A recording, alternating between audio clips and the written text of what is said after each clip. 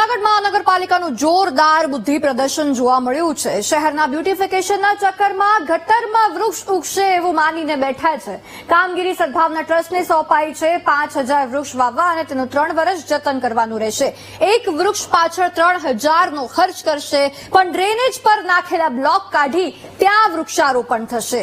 રેતી અને ચૂનામાં વૃક્ષ કેવી રીતે ઉગી શકે બોલો? નસીબ સારા હોય અને કદાચ ઉગી પણ જાય તો ટકશે ખરા આવી જગ્યાએ?